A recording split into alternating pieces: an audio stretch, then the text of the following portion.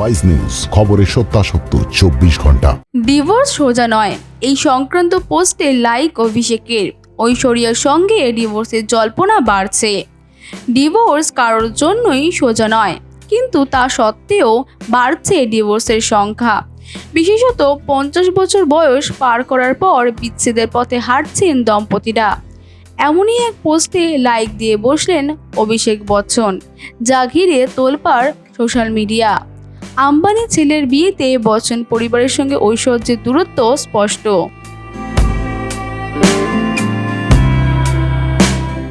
রাগ টাগ না রেখেই শ্বশুর শাশুড়ির ধারে কাছে ঘেঁষেননি অ্যাশ।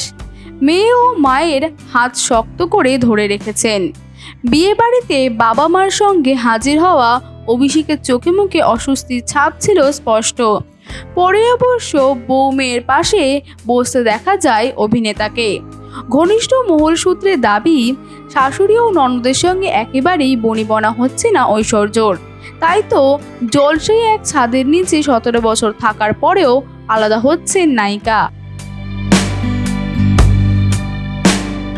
style.com ট্যাটু স্টুডিও, এখানে অতি যত্ন সহকারে ট্যাটু শেখানো ও ট্যাটু করা হয়। ট্যাটু স্টুডিওতে কোর্স করে আপনিও হতে পারেন একজন tattoo artist. Contact us for more details.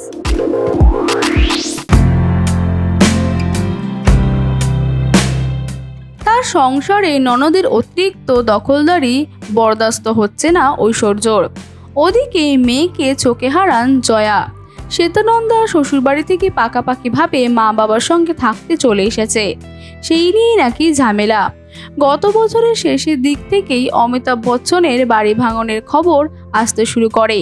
শোনা যেতে থাকে ঐশ্বর্য ইতিমধ্যে ছেড়ে চলে গিয়েছে শ্বশুরবাড়ি, থাকছেন মায়ের সঙ্গে। অভিষেক ডিভোর্স সংক্রান্ত যে পোস্টে লাইক দিয়েছেন তা আশ্চর্যজনকভাবে সেই সব দম্পতির বিচ্ছেদের কথা বলে যারা লম্বা সময় ধরে একসঙ্গে রয়েছেন।